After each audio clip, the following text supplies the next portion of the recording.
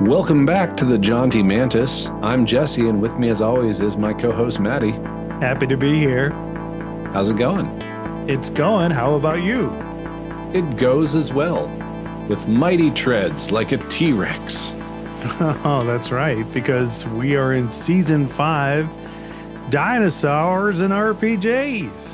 Yep. Last episode, we talked about the best tools and resources for running dinosaurs in your TTRPG game. And today we're going to talk about how to incorporate dinosaurs into the game, whether you want to do that full like prehistoric setting or just a few surprise encounters. Cool. What do you want to start with? This full setting or the surprise encounters? Well, I think we need to talk a little bit again about the spectrum of dino usage. Okay. Is that the official industry term, spectrum of dino usage? Well, yeah, dinosaur usage is a spectrum. You know, you have some people that are like low integration. They want to have like a one-off encounter with the dinosaurs. A sort of medium blend where dinosaurs are maybe mounts or summoned creatures or tools of a particular faction. And then full integration, which would be something like Plangea or like a Lost World type of game. Okay. Sounds good to me. So I think that's your first decision when you're thinking about how to incorporate, is just thinking like where on the spectrum. Because and again, going back to those needs and desires of your players, like if they are not necessarily into a full dinosaur game, like find a new group. What's wrong with them? Dinosaurs are amazing. Yeah. So make sure that you've got that slider set just where you need it to be. If they're not into your dinosaur game,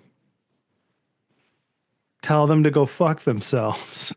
Yes, have that adult conversation where you say, go walk, take a long walk off a short pier. When has this ever been up to the players? Like, I don't run any of my encounters past my players. I'm just like, hey, dinosaurs. Hey, this stupid time wizard got a hold of a chrono artifact and now dinosaurs. That like stupid time wizard. You know what I mean? Or yeah, hey, but I think this civilization, they ride dinosaurs. I don't double check that with my player characters to make sure that's the game they want to play. Yeah, I mean, if you're doing like an informed consent, like player safety tools, I don't think anybody's crossing off full dinosaur immersion as something that they don't want. Informed consent.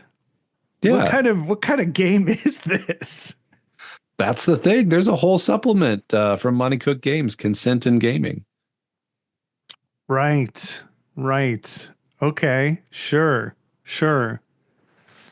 All right. So I mean, I like it's not necessary for our group, but you know, has it ever been necessary for any group you've ever been in? Okay, here's the thing, and I think I've said about this before on the podcast. With safety tools, I, probably had that older guy knee-jerk reaction of, it's just a stupid elf game. Why do you need this?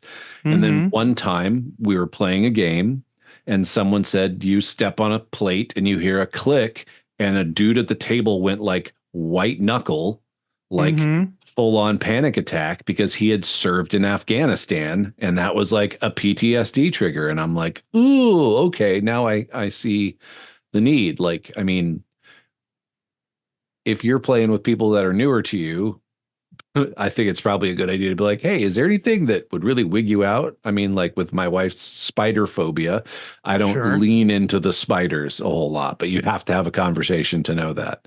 Again, struggling to think of how specifically dinosaurs would be. That's kind of my whole point. Yeah. I mean, look, if you want to be precious about like making sure everybody at the table has full informed consent on whatever kind of game you're going to run, more power to you. Go ahead and do the extra work. How that equates to a dinosaur encounter? Like, okay, well, then I'll say that I don't know. Then let me backtrack and say, from an intentional perspective, as a person running the game, you should think about intentionally what your goal is with dinosaurs and where you want to be on that dinosaur inclusion spectrum. Okay.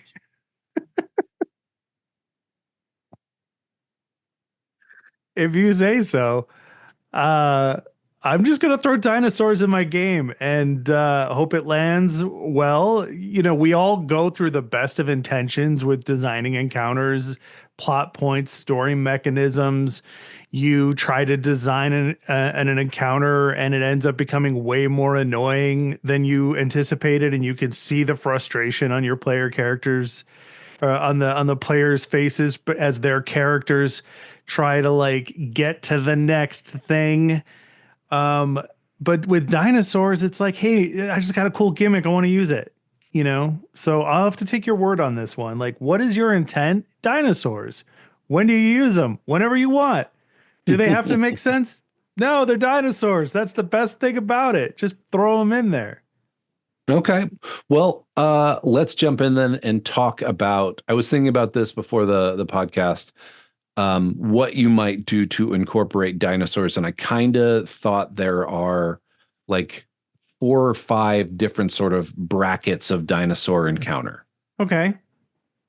And I was thinking what you could do to spice them up. So for first, the Allosaurus, the Carnotaurus, the Spinosaurus, the T-Rex, the big, possibly solo hunter. Mm-hmm. Okay. So I think if you're including that in a fight, and again, if we're focusing on D&D 5th edition, the idea of a single monster boss fight is kind of deeply perilous, especially if it is by default kind of just an animal. Mhm. So, because the thing I've been realizing more and more about 5th edition is it's very much whatever they say about CR, whichever side has the most attacks probably comes out on top. Yeah, it's action economy based. Yeah. Yeah. So I think in that case, if you're going for a big alpha hunter, you probably want to think about some animal behaviors. Mhm. And what inspired me on this was that table for Worlds Without Number for like the malefic beast or whatever. Like, what's it doing when the players encounter it? I think maybe you don't need to roll that at the moment of the encounter, but having something like that to hand. At the beginning of the encounter can help you add a layer of interest that could keep things fresh more than just like a T-Rex charges you in an open field. Yeah, the thing about this kind of encounter is you want to try to use the Jaws effect with it, like, or the Jurassic Park, the very first movie, like have the T-Rex style monster be happening in the background. And it's such a menace that the player characters are going to have to do things in order to like divert it or distract it or get away from it. Like have all of that leading up to the final encounter where they have to fight it. Yeah, And telegraph that thing. There's an yeah, old hill that they stumble across. And maybe there's some little like scavenger dinosaurs that get territorial, like just to kind of right. there's a fresh kill with bloody tracks with the blood still warm. Oh, you know it's close. You hear a roar through the forest. You see snap trees, like all these things that just build that sense. There is something large and predatory here. Yes.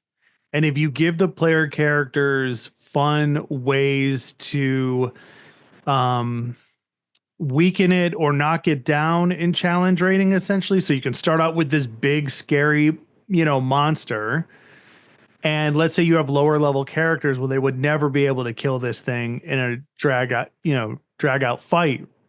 So like if you can put things over the course of your adventure, like if you're running a one shot and this is the big thing moving in the background that the party knows it's going to have to encounter, then you can do these different things. Like if it's a Jurassic Park style game, it's like bringing those electrical fences back online, or you know, finding a way to divert like other dinosaurs into its path and force it to fight with them instead. Like maybe it gets into a strum with some triceratops, you know, and so then by the time it gets to the fight with your player characters, you could describe it as being like electrocuted and bloodied and haggard and all of these things. And you could even design encounters where they try to like trap it with mud pits or something, you know, and it doesn't work. You know, Yeah, add that whole element. I have ideas on that about what you can do, like with, maybe the battle map or like the scene of the Right. encounter to do it. But I think just running down some possible behaviors to have for when they do encounter it. Hmm. So like, I mean, like the first one that I can think of, they encounter it while it's hunting something else big. Okay. Yep. So you can see it in its full glory. Hmm. Yeah. They encounter it having made a kill. So they can get the grisly, visage of it, of what it's capable of. Yep. They encounter it. Like, I was just thinking about this too. Like, since we now know more about dinosaurs being like birds, like, Yeah. what if they encounter a T-Rex and it's doing like a bird of paradise display to try to attract a mate? Like, Yeah. Do something unexpected. they Yeah. step into a glade and it's like up there doing a little dance, like frilling out like the feathers around its neck. And that means there's two of them. Like, Right. And that goes back to our previous episodes where we said, dinosaurs give you a license to kind of get weird or interesting if you need them to be a little bit smarter than standard animals, if you need them to do something a little off base, if you have a specific thing you need to happen, like dinosaurs are perfect for that. yeah, and I think like using Keith Amon's Monsters Know What They're Doing. If you look at the stats in Hmm. fifth edition for a T-Rex, it's got a really high con, it's got a really high strength, it's gonna be a bruiser, it's gonna get in fight, like in tough. And if it's fighting, like because they're not smart by default, it's probably not gonna have a problem with being up in the grill of multiple players, Right. like at the same time, especially if it has like multi-attack. Hmm. But I think another thing too, just on that line of thinking is that like you probably set a threshold at which point, like maybe not a T-Rex the way I envision a T-Rex, but some of these dinosaurs, like they get to 40% hit points, they run, Yeah. like it's not worth it unless they have some sort of like blood rage, which is totally worth including with like a giant. Yeah, with a T-Rex you could go either way, right? Like is it so like is its brain so small that it doesn't know when to quit, or does it retain enough of its animal instincts to be like this is not worth it? Yeah, I'm And gonna die if I keep this up. I'm out. yeah, and like I don't know. I mean, like if I was running this encounter, I would give the T-Rex like a level of annoyance where it's just like, because I don't know what it is. Maybe it's the little claws, like the little hands of the beast. Like this is sometimes viewed as a creature that has mobility issues, that has like sight perception issues because of like the size of its head and its overall shape of its body. And so for some reason, I envision a T-Rex as being a dinosaur that's just like, it has a threshold, a very low threshold for fuck this, I'm out of here. Like, this is not worth it. Yeah, and I mean like too again, it's not science in D&D, but Hmm. like some of the current thinking about them being more scavengers than predators and like Hmm. maybe having like a bright red face like a vulture, like Hmm. I think they're more dangerous if they're defending a kill Right, than right. they are in hunting because that's like I've just spent the energy to do this. I need to eat this. Fuck off, little Yeah, things. Like yeah. probably more dangerous when it's like feeding its young. That's another potential option you could come up to. And then hey, if you win the fight, baby dinosaurs hatchlings, maybe you could tame them. Yeah, that's good. I like that. All right, what's Yeah. the next scenario? I just also think too, like if you want to give them that, the treats, like have the encounter happen in like, like some narrow like canyons. So there's a Hmm. sense of verticality. Maybe there's vines growing up the side so they can climb and get above it. Maybe there's boulders they can dislodge to kind of pin it in. And it also works for you as the DM if they're in a corridor where like only two people can be in front of the thing to fight it. Like, so they Yeah, really got to pick their battles, especially if there's like those like chasms are curving so like your archers in the back don't necessarily have line of sight. It right. makes it a little bit more exciting than just like a knockdown drag out fight in like a Yeah. prairie. Yeah, the Achilles heel of Dungeons and Dragons in almost every edition, if not all of them, because I haven't played all editions, is that combat can kind of tend to stretch on for way too long. And having a creature like the T-Rex without a plan going into the encounter is really going to like diminish the potential of that encounter. So having some, extenuating circumstances or factors in the fight is going to be your best friend here, really. Because Yeah. if it's a bruiser, as you've described, then that thing will probably just be able to fight for a really fucking long time, which Although is the really damage boring. output with 2024 of the typical party, if there's any sort of parity in challenge rating, is like I got to think like it really That's a helped. good point. A friend at work asked a question to me, and he was just like, "Hey, I had this question. My PCs are too overpowered." I'm like, I gave him an extra feat at first level, and I'm like, I don't actually think that makes a difference towards their power level. I think that's just D&D. And he's like, Yeah. and we're doing the Dragon of Ice Spire, and like the end fight is like a juvenile white dragon, but I think I'm just gonna bump it up to an adult. The PCs are fourth level, Don't and do like that. I'm like, none, yeah, legendary actions, layer actions, challenge rating 13. Like I know the PCs are tough, but that it, even the slightest competence running the monster, and they're all dead. Yeah. Um, You want to make a tougher encounter that doesn't involve your player characters getting one shot. yes, Like, leave that up to the crit. Leave that up to like unfortunate circumstance. If you've got that kind of situation, then like have another additional creature of the same or slightly weaker power level yeah, in that instance. So if you think the party can kill this T-Rex, no problem. Put another T-Rex close by that is going to, you can hear it, announcing itself in the background once trouble is started. And it's a couple of rounds until it gets there, yeah. So you know? you gotta cut bait. Like, Right. Right. I think also too, this is one of those areas where you can make it really interesting. And I'm working here from both like the dragon statistics, because all dragons have a fly speed and an alternate movement mode, Mm-hmm. like burrow or climb or something like that. And then I was thinking about the Plangia templates, like that you can Uh-huh. put on monsters. And I'm like, what if they fought a T-Rex that had like gecko feet? Uh-huh. Yeah. Like in that cliff scenario where they like, oh, we scurry up the cliff to shoot arrows at. I'm like, okay, it seems to just adhere its tiny little hands and feet, and it's climbing. It has a climb speed. Like Yeah, there you go. that makes Yeah. a whole new level of pants shitting terror that hopefully ends in victory for the PCs, but they're fun because it was challenging. Yeah, you'll have to keep me in check because I have not studied 2024 at all, let alone extensively.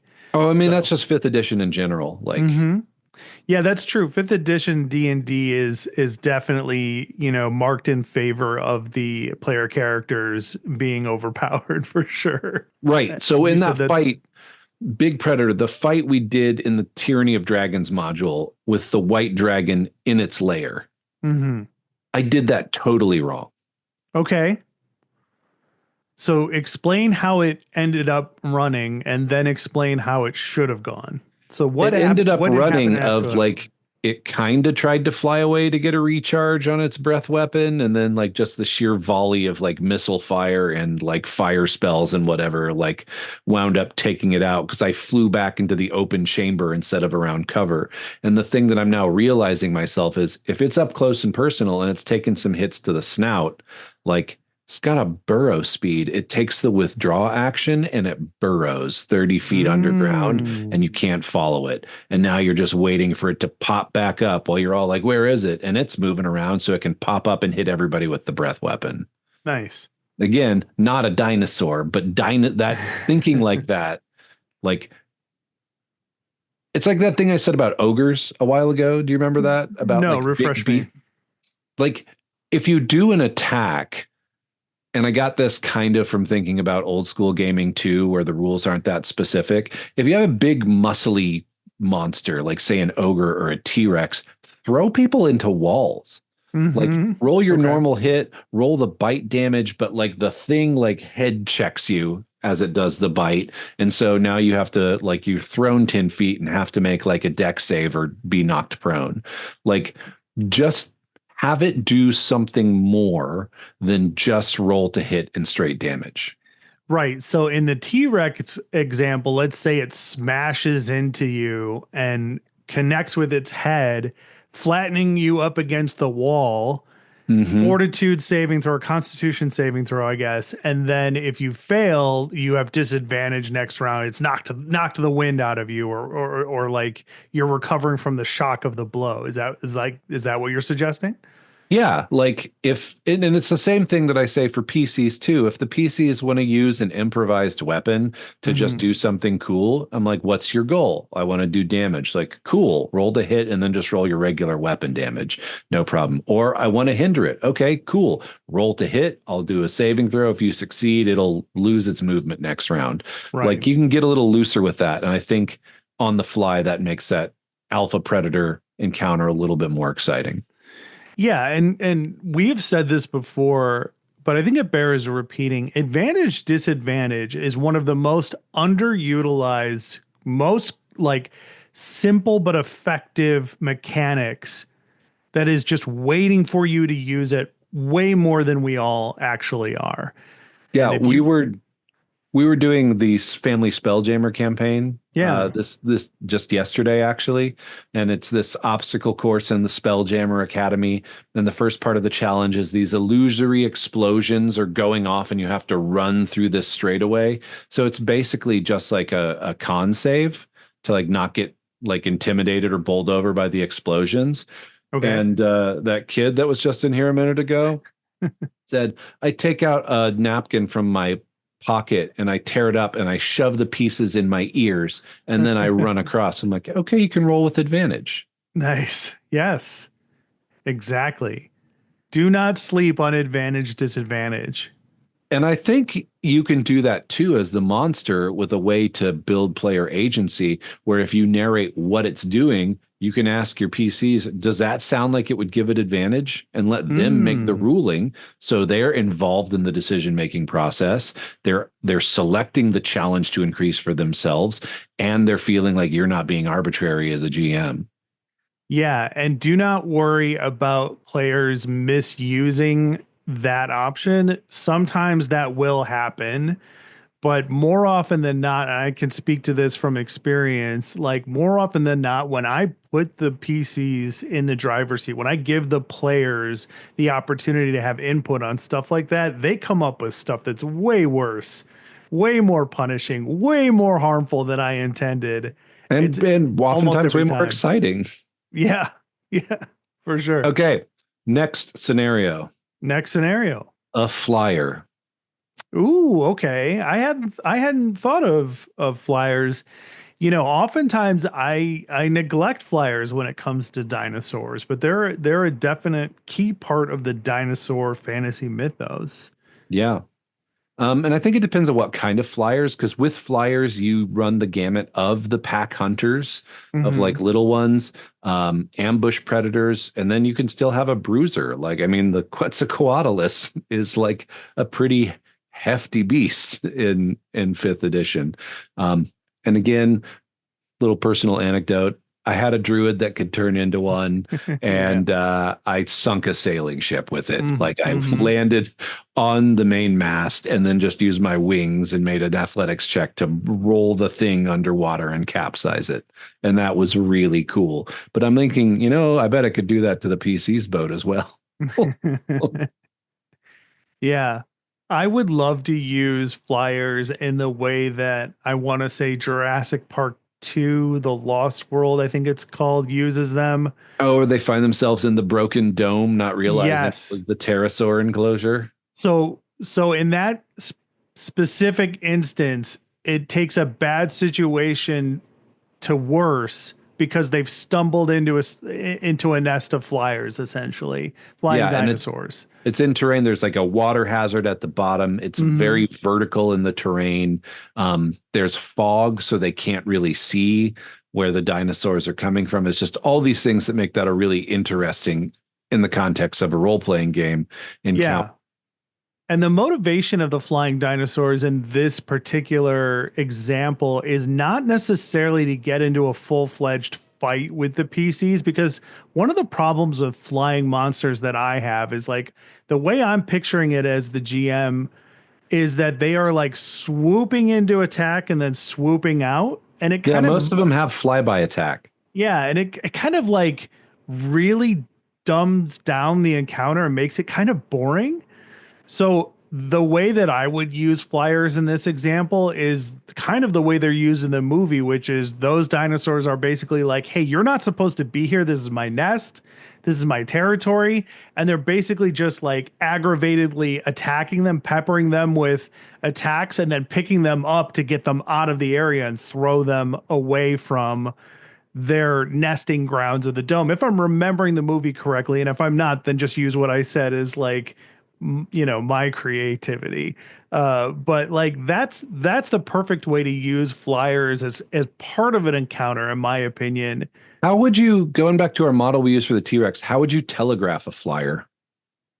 Telegraphing a flyer would be vibrations in the air and Okay. like wind like sensation where there shouldn't have been. Right. If we're using, like you mentioned, the fog, or if we're using like the aspects of that particular dome, you have something happening in the air that the player characters can't exactly figure out. Or a Like you shadow passes over the PC. Exactly. Yes. Yes. Like they can't exactly identify what it is, but they know it's something in the air that's approaching. And you're using that impending sense of like doom and dread to be like, yeah, something is about to, come into play here. Or like if they're climbing, they like put their hand up to reach the next cliff hold, and they hear something crunch and they pull themselves up, and there's like a bunch of bones and broken eggshells, Yes. like in an area that there's very clearly no walking path to, and you're like, oh Right. shit, something's nesting here. Yeah, that's like the best way to do it, right? They pull themselves up into a nest of hatchlings that Yeah. immediately that were quiet before, but now that there's something new in the nest, they start like yelping and screeching for mom. You know what I mean? Who is quickly about to arrive. Yep. I was thinking too, with that whole the rubric, if you will, of like what the dinosaur is doing when you encounter it. I had my silliest answer, but I sort of loved it. Like it's just vibing. What is the flying dinosaur doing? It's just riding a thermal, just vibing. Uh-huh. It's kind Yeah. of like right, like it looks at you, maybe doesn't do anything, and for at first.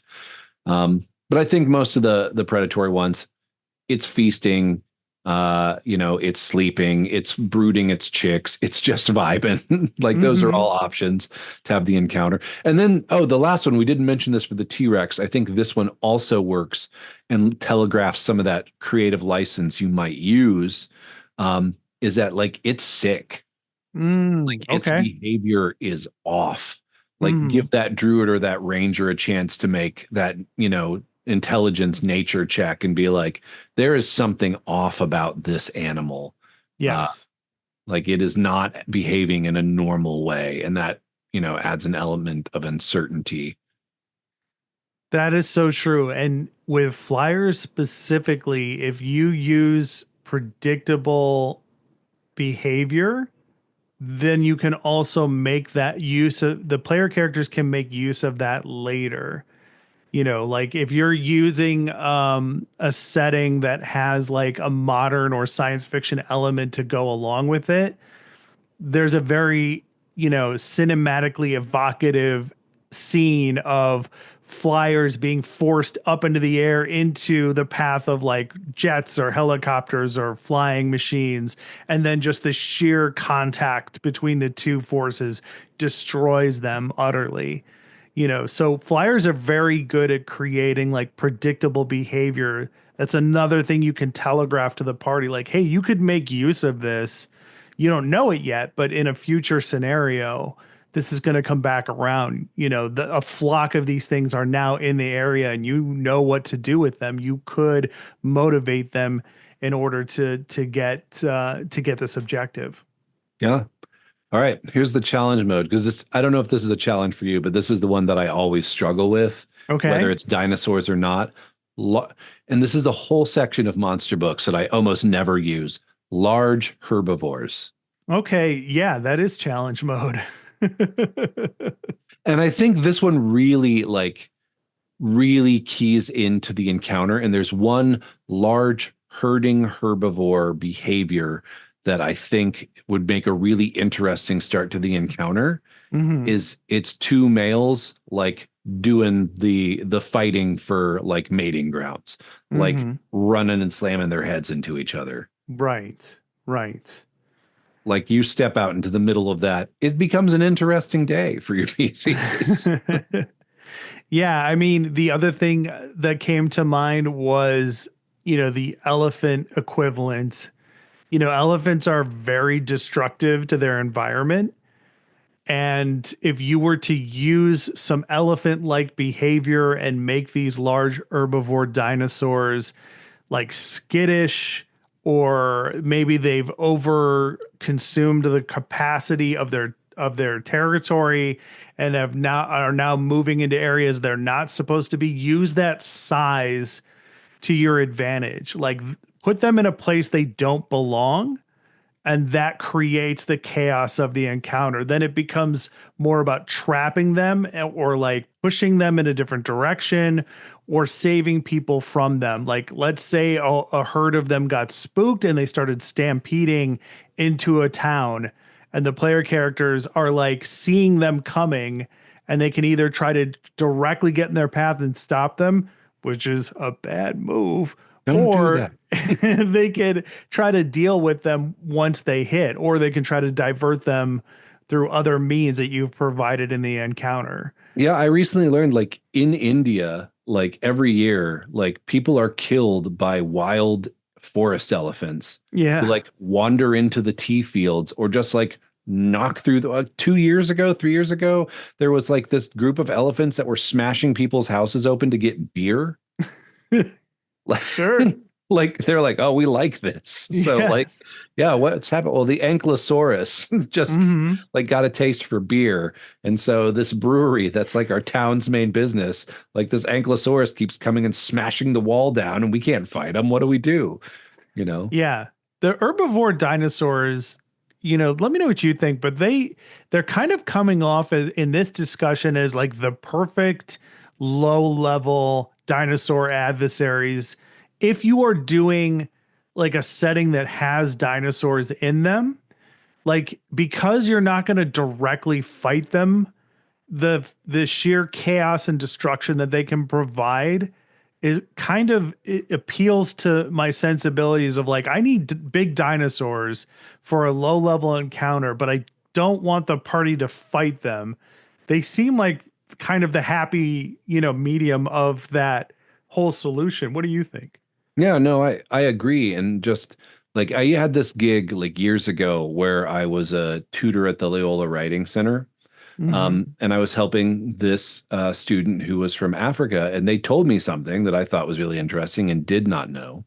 Do you know deaths wise, human deaths, what the most lethal animal in Africa is? I do not. It's the water buffalo. Okay. Water buffaloes kill more people every year than hippos, than lions, than elephants. Okay. Like they're just a big, aggressive herbivore and they move in groups and they have terrible horns and they trample people. Right. Like, yeah, it's so what is the dinosaur analog for that? Triceratops, hadrosaur. I Hmm. think that's a duck-billed dinosaur. I know I like dinosaurs a lot, so I'm just like a duck, yeah, Parasaurolophus. Um, yeah, I think if you're looking for modern animal behavior to model your dinosaur on, I think like solo dinosaur, and I don't know if they're actually solo, but in my head, Ankylosaurus are solo. They're not herding dinosaurs. Okay. Like Stegosauruses are not really herding dinosaurs. They're more solitary, maybe a mated pair. Um, like those ones probably are like rhinos. Hmm. They're like they don't see too well. They're pretty aggressive. If you come into their threat range, they'll probably chase you. Right. The Whereas like a herding one probably will just see you off from the rest of the herd. And if you can get far enough away, you can escape. yeah, these creatures are used to being able to get their way because they're so big. You know, it's the truck on the expressway that wants to come into that lane that you're Yeah. in. It's like you're gonna have if it's not gonna wait, you have to get out of its way or slow down. Yeah. You Is it a know. bully or is it a squatty? Like, So think of it like that, if that analogy works. okay. Pack hunters, Mm-hmm. Pack clever hunters. girls, if you will. Though these should be the easiest ones to use, right? Because this Yeah, is where you can really start implementing intelligence. those are the ones that probably have proficiency in stealth in 5e. Mm-hmm. Like they're good at sneaking, they're good at tracking. The telegraph should be like the vibe of you're being hunted. Like Mm-hmm. the attack should come as an ambush. They should definitely use pack tactics. A lot of them will Yeah. have a pack tactics trait where, at least in fifth edition, where they get some sort of bonus to damage or to hit if they have an ally within 5 feet because they hit you at the same time. Yeah. Um, those ones kind of write itself. And then this takes us to the last one, not the challenge mode, but the one that is just kind of the great unknown to me, aquatic dinosaurs. Okay. And that just enters water fights, which is not a thing I know a lot about or I do hate well. water fights. I never use them. What don't you like about a water fight?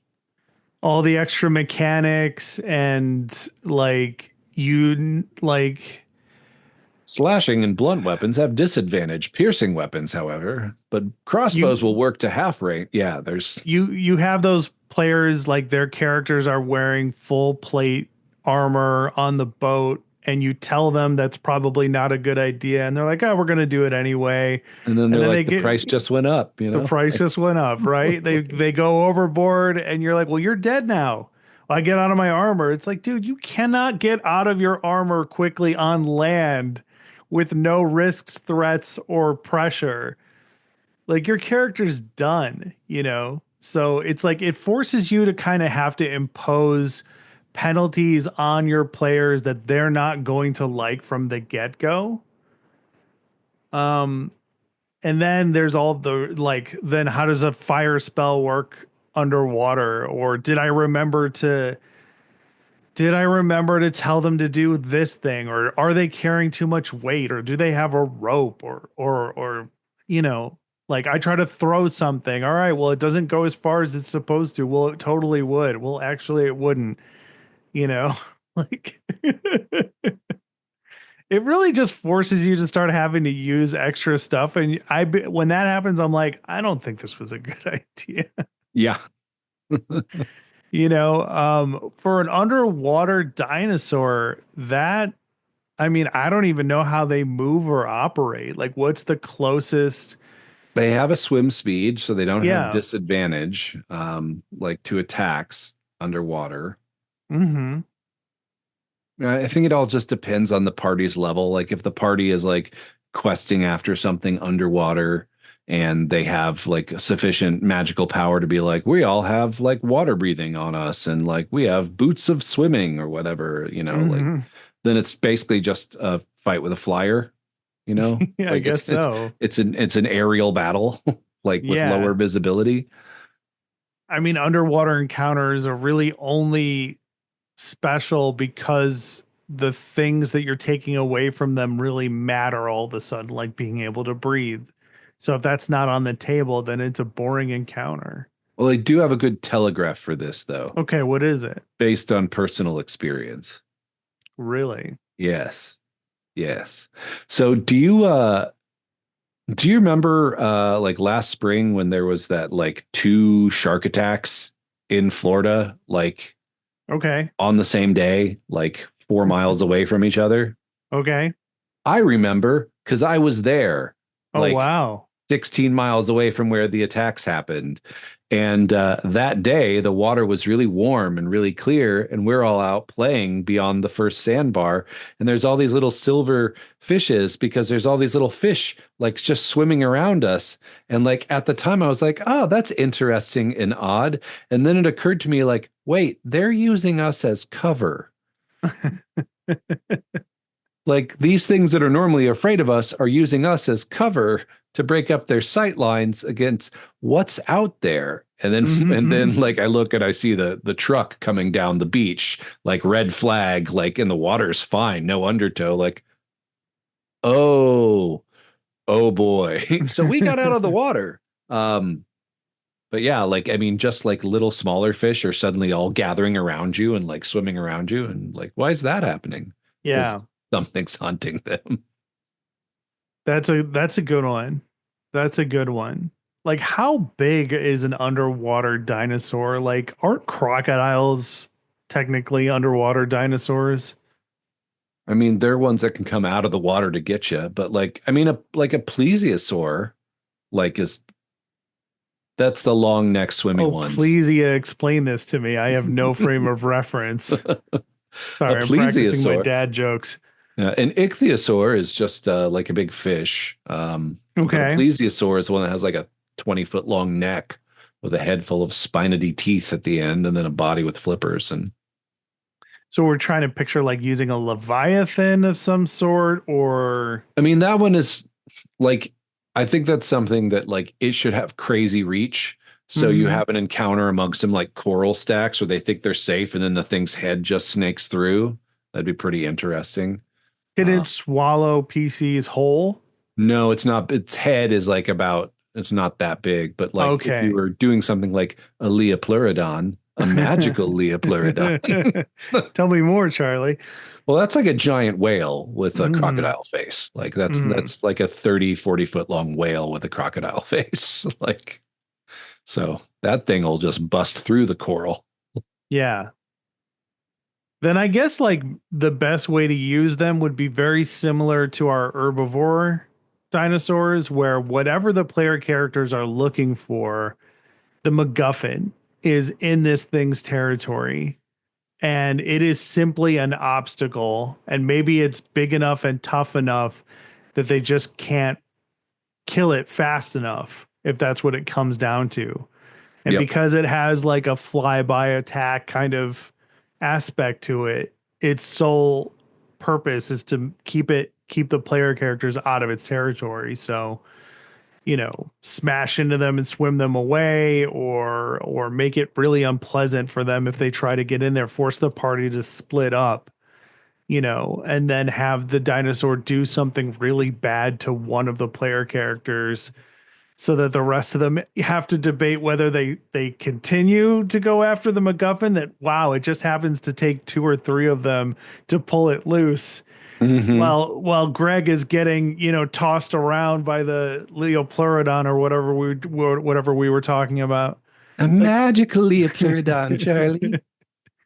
like this is why I was asking about the crocodile, because the crocodile or the alligator, I don't remember which one, or maybe it's both of them, like its tactic is supposedly to grab you, take you down to the bottom, and just fucking roll you around Yeah, until death you roll. stop moving, Uh-huh. you know? And I like that as an encounter piece, because you can telegraph that it's going to take a couple of rounds for the player character to die from this, and then what does the rest of the party do? You know, so that part of it is kind of appealing to me. I think I just had another thought about a way to make that interesting too, to transition that water monster encounter. Like if Mhm. you're in an Arctic environment, they're crossing sea ice. Okay. Like, and like that sound of something really percussive on Right. ice, that weird like Yes. boom sound, like the telegraph as they start hearing that. The telegraph could even be they see it underneath the ice when it's Yeah. too late. Well, Like, first they hear that boom thing, yeah. and Yeah. and then maybe they see like a polar bear in the distance. It's just like there's a spurt of water and it's gone. Yeah. And then they see it swim under. So Yeah, I think yeah, I love it. I think we're onto something with the telegraph thing for like these big monster You fights. have to. That's the whole part of dinosaurs. Like, think about whenever they're used in movies and television, like there's an aspect of dinosaur which is kind of monster of the week or horror movie-esque.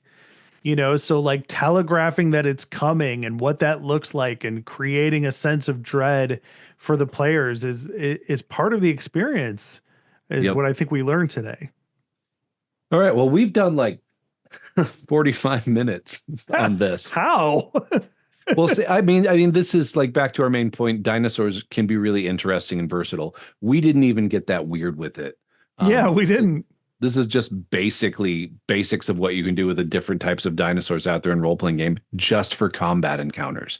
For sure. So a pretty fertile field to hoe, if you will. Hmm. Um, I think I think if you just remember where you want your dinosaur slider to go and you think about your dinosaur, how can I telegraph that this is coming? How can Hmm. I give it an interesting behavior when they first encounter it to make it feel like a real animal? How can Yeah. I use the terrain to make it interesting? And if you just answer those questions using any of the suggestions or your own, you can utilize dinosaurs just at that basic fight level pretty well. Yeah. Yeah. Dinosaurs are so good at all of those things, and it's a recognizable set of creatures that comes ingrained with stereotypes and tropes and features that we all know from movies and TV. So it's like a built-in, it's like doing the work for you, you know. I have one closing question before we head to our sign off on this one. One of Okay. those really iconic dinosaur things with the big one is you're in the cave and it's trying to bust its face through. Oh yes. How do you do that in D&D? Because or a role playing game, because that is predicated on the idea that the players run. Mm-hmm. So what is the problem then? We don't want them to run, No, or we want them to because it'll make it fun as the thing's trying to bust its way into the narrow space and like gnashing jaws. But most players don't run. well, we want them to run, but we also want to put things in their way. That's kind of what I'm saying is like we want to create opportunities for someone to slip, you know what I mean? Or for one of the dinosaurs to kind of grab onto their leg, that Hmm. gets through or something like that. Yeah. Yeah. Okay. Yeah, players don't run. The player characters don't run. Yep. These players don't run. I love Well, it. if you out there have an idea of how to make the players run from a dinosaur so we can get that iconic Yes. its Let us face know. is its teeth snapping at the narrow cliff face or the hollow log, write us, johntmantis@gmail.com. Put it in the Uh, comments on this YouTube channel video of some sort in this yep. web zone. Next week, we're going to be talking about settings and characters built around dinosaurs. Um, Okay. and yeah, how to create compelling worlds or heroes where dinosaurs are a core part of that story. Um, and so, yeah, please, again, if you like the show, go ahead, and if you're listening to a podcast, go ahead and leave us a review. Apple if you can, Spotify if that's what you're on. Like the Sure. YouTube video if you're watching. We appreciate it and it helps us just get this out there. Yeah, that's right. That's right. And Jesse, do we have any other advice for them? Like keep playing those fucking role-playing games or some shit?